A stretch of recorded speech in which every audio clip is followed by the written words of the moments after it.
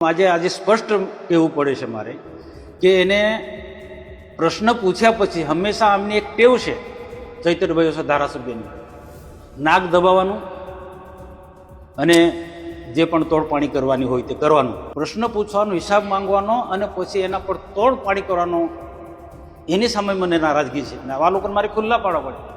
જિલ્લા સંકલનમાં પહેલી વખત જ્યારે પ્રશ્ન પૂછ્યો અને જેના બીજા કે ત્રીજા જ દિવસે નર્મદા જિલ્લા કાર્યપાલક ઇજનેર બાંધકામ વિભાગના એમની પાસે 75 લાખની માણી કરી.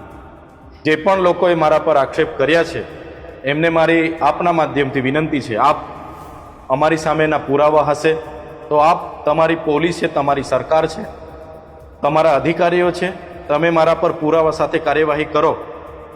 અગર જે પણ મારા પર આક્ષેપ કરશે અને પુરાવા રજૂ નહીં કરે અને પાયાવિહોણો આક્ષેપ કરશે તો અમે એમના પર લીગલી કાર્યવાહી પણ કરીશું. ભાજપના કેટલાક લોકો એમના અધિકારીઓને સંકલનમાં રાખીને આ બિલો મંજૂર કરાવીને પાસ કરાવ્યા છે. જે થિયરી ભાજપના લોકો બોલે છે ને એ થિયરી એ લોકોએ અપનાવેલી છે. પ્રધાનમંત્રીના આખા દેશની અંદર કોઈ પણ આવા કાર્યક્રમો થતા હોય તો સ્વાભાવિક છે કે ખર્ચ થાય. અને આ પ્રધાનમંત્રીના બંને કાર્યક્રમને લઈને ડેડિયાપાડાના ધારાસભ્ય ચૈતરભાઈ વસાવાએ જિલ્લા સંકલનમાં પ્રશ્ન ઉઠાવ્યો અને એક વખત ને બે વખત ઉઠાવ્યો. હવે મને સમજાતું નથી કે બે વખત આનો હિસાબ માંગવાનો કે આ પ્રશ્ન પૂછવાનો જરૂર શું ઊભી થઈ. પહેલી વખત એમને જે હિસાબ જિલ્લા સંકલનમાં માંગ્યો, પ્રશ્ન પૂછ્યો, અધિકારીએ જવાબ આપી દીધો. પણ ત્યાર પછી આજે સ્પષ્ટ કહેવું પડે છે મારે કે એને પ્રશ્ન પૂછ્યા પછી હંમેશા આમની એક ટેવ છે ચૈતરભાઈ ધારાસભ્યને નાક દબાવવાનું અને જે પણ તોડપાણી કરવાની હોય તે કરવાનું. એ રીતના ગરડેશ્વર વિસ્તારની અંદર કેટલાક એવા ખોટા બાંધકામમાં એમને સંકલનમાં પ્રશ્નો પ્રેસ આઉટ કર્યું, પછી કમ મૌન થઈ ગયા. એના પડદા પાછળ શું છે ભાઈ? તમે પ્રશ્ન પકડો તો એને પૂરેપૂરો તમને ન્યાય મળે ત્યાં સુધી એને પકડી રાખો. પ્રશ્ન પૂછે એની સાથે મને કોઈ વાંધો નથી. ધારાસભ્ય કે કોઈ પણ ને ચૂંટાયેલા પ્રતિનિધિને એ અધિકાર છે પ્રશ્ન પૂછવાનો, હિસાબ માંગે છે.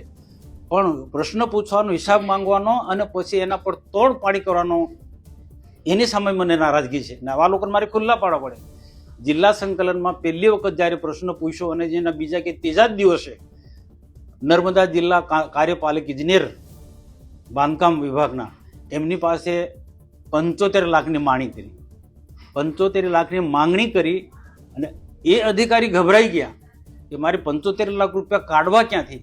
અને તરત જ કલેક્ટર, જિલ્લા કલેક્ટરને વાત કરી કે સાહેબ આ રીતના કે ધારાસભ્ય ચૈતરભાઈ વસાવા 75 લાખની માંગણી કરે છે. અને આ વાત કલેક્ટરશ્રી અને કાર્યપાલક ઇજનેરશ્રીએ મને પોતાને કીધું. મારી સાથે જિલ્લા પ્રમુખ નીલ રાવ પણ હતા.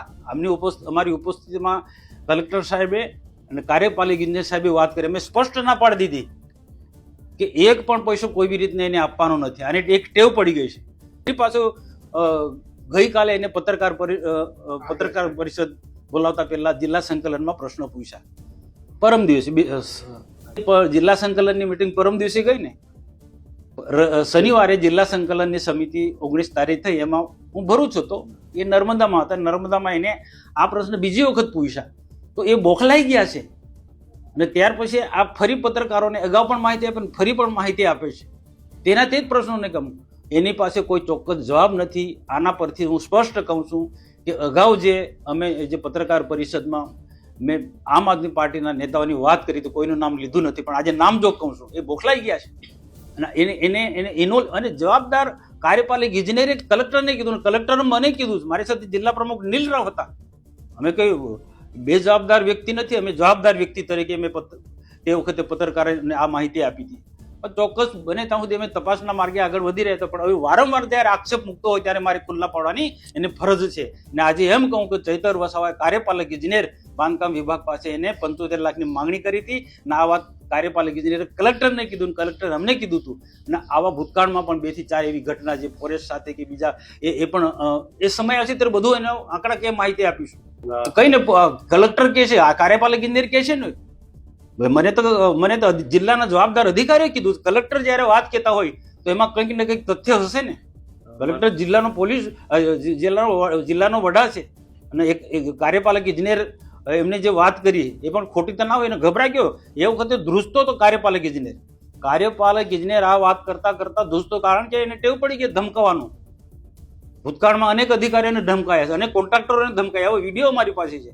એટલે સ્વાભાવિક છે કે આવી વાત કરતા પહેલા કોઈ પણ અધિકારી ગભરાય છે, પણ આજે રોકવું તો પડે જ અમારે. એ તો ભાઈ બીજાના મોબાઈલ પરથી કરી શકે ને. આ બધું પ્રશ્ન કરવાની શું ઘડી ઘડીમાં કેવું બદનક્ષીનો દાવો? અરે જાહેર જમીનમાં પડ્યા પછી આવા આક્ષેપ પ્રત્યે આક્ષેપો થતા હોય એને જવાબ આપવો પડે. એને વાતમાં ધમકાવે કે કોલ ડિટેલ કરાવો, નહીં તો બદનક્ષીનો દાવો, એટલે દબાવવા માંગે બદનક્ષીનો દાવો કરીને, બદનક્ષીના દાવાની વાત કરી એમને દબાવવા માંગે છે. ભાઈ અમે તો જવાબદાર વ્યક્તિ છે ને, અમને જવાબદાર અધિકારી કહેલી વાત હું કહું છું મીડિયા સમક્ષ. ભાજપના મુરતે અમને કામ આપવામાં આવ્યું હોય એ માહિતી યાદી આપે કે કઈ ભાજપની એજન્સીને એને કામ, એ યાદી આપે. મેં તો કીધું ને, એક કાર્યપાલક ઇજનેરને એને 75 લાખની વાત કરી હતી, અને એ કાર્યપાલક ઇજનેરે જિલ્લા કલેક્ટરને વાત કરી, નર્મદાના કલેક્ટરને. તમે હું કહીશ જે છે તે એ રીતના એ પણ કે ને કે કઈ ભાજપની એજન્સીને આ કામ મળ્યું છે. આ તમામ એજન્સીઓ, જે પણ એજન્સીઓને બિલો ચૂકવવામાં આવ્યા છે, આ તમામ એજન્સીઓ ભાજપના લાગતા વળગતાઓની એજન્સીઓ છે. કોઈ પણ જાતના ટેન્ડર કર્યા વગર, ટેન્ડર નિયમોને નેવે મૂકીને બારોબાર આ તમામ એજન્સીઓ ભાજપના રાજકીય પક્ષ સાથે સંકળાયેલા લોકોની છે. એમને કરોડો રૂપિયાની લાહણી આ અધિકારીઓ દ્વારા કરવામાં આવી છે. અને એ ખાસ કરે અને અઠવાડિયાની અંદર FIR કરીને કાયદેસરની કાર્યવાહી કરે એવી અમારી માંગણી છે. જો અઠવાડિયા સુધીમાં આ નથી થતું તો આવનારા દિવસોમાં નર્મદા જિલ્લાના તમામ લોકોને સાથે રાખીને કલેક્ટર કચેરી, SP કચેરી અને અમારે જ્યાં પણ આંદોલન કરવા પડશે અમે આંદોલન પણ કરીશું, સડક પર પણ ઉતરીશું, અને અમને જરૂર લાગશે તો અમે વિધાનસભાએ પણ જઈશું અને સરકારને અમે કહીશું કે આદિવાસીના વિકાસના પૈસા આ રીતના જે વાપરવામાં આવ્યા છે અમે ક્યારે ચલાવવાના નથી. તમે આ જોઈ શકો છો, આ ST નિગમને 7 કરોડ 83 લાખ ડેડિયાપાડા માટે ચૂકવ્યા.